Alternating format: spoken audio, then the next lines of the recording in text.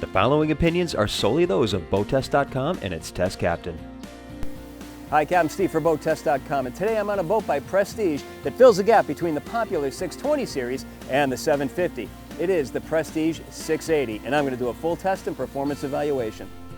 We start by powering up the 680 via the power panel at the stairway to the guest staterooms.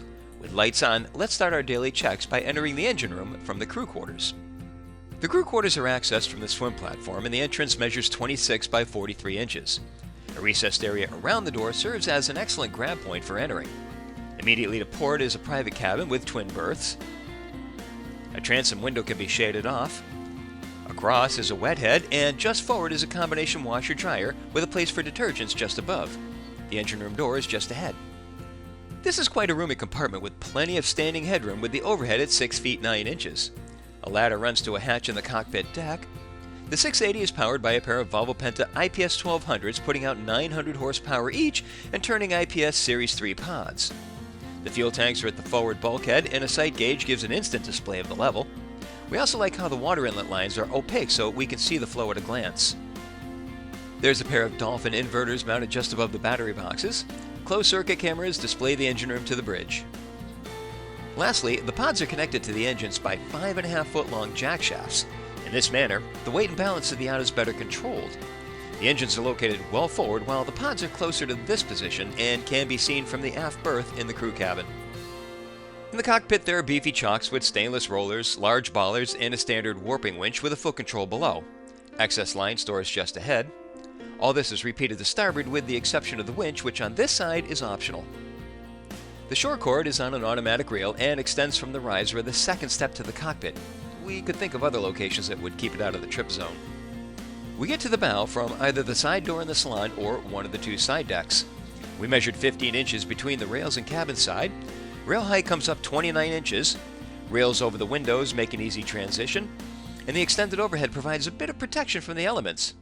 As we step forward, the rail height increases to 37 inches, and after stepping up, it's still at 27 inches.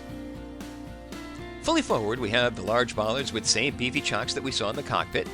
A vertically mounted windlass has an all-chain road leading out to a stainless steel roller with a stainless plow anchor at the end. To both sides are storage compartments with hatches held open by gas struts. To starboard are the washdown hose connections and windlass remote, and both have stainless rails to hold dock lines and fenders in storage. Moving to the flybridge, the helm is mounted to port, and Prestige went with an all-white helm with two displays in the upper panel. Between are the autopilot control and the Volvo Penta EVC display. To the left are the bow thruster and the IPS joystick.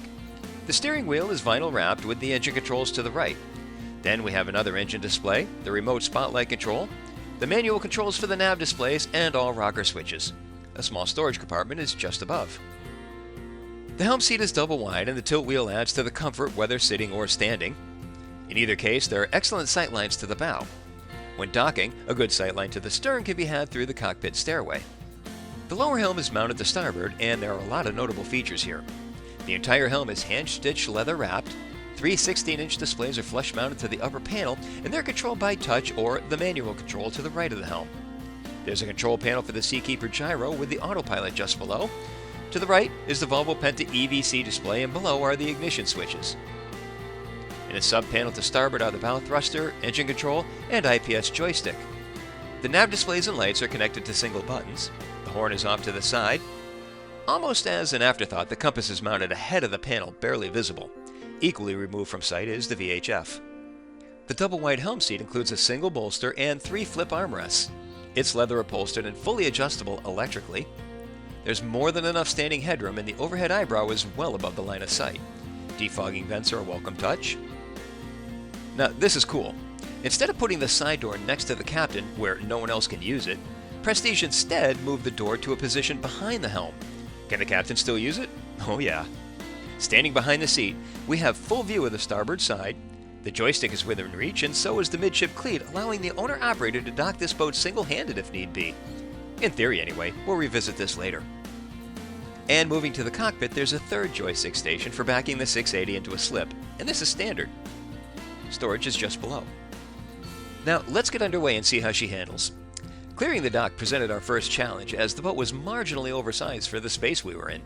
But the combination of IPS joystick and bow thruster made short work of it, and we were able to precisely maneuver our way out.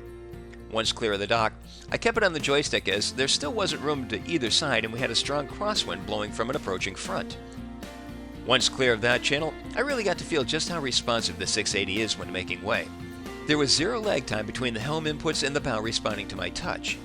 I also noticed no wavering of the heading, and even this small headway showed a reduced effect from that crosswind. I was also starting to enjoy the comfort level of the standing position behind the helm. Once we started to pick up speed, things really got comfortable, and thanks to the forward position of the engines, there was minimal bow rise to the acceleration. With the IPS 1200s doing the heavy work, we reached a top speed of 31 knots at 2325 RPM.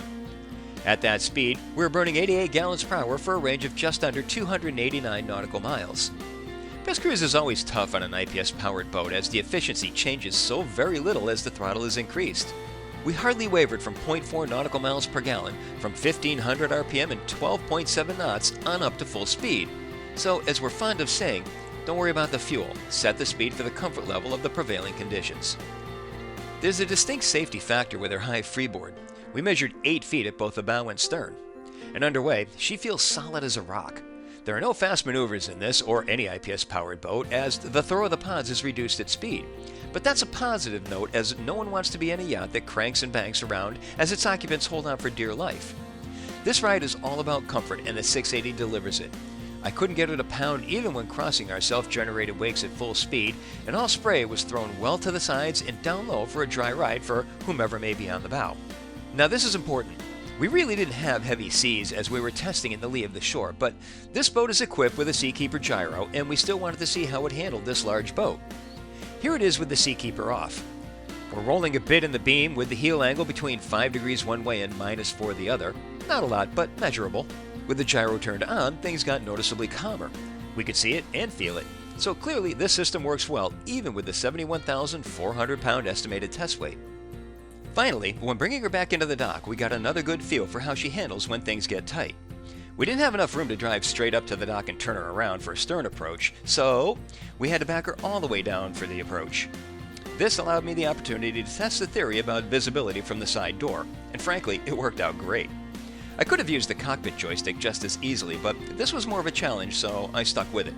And to no one's surprise, we were able to maneuver her gracefully into position and then gently up against the pier with no muss and no fuss, like a lady. Well, that's my full test and performance evaluation of the all-new Prestige 680. For BoatTEST.com, I'm Captain Steve. We'll see you on the water.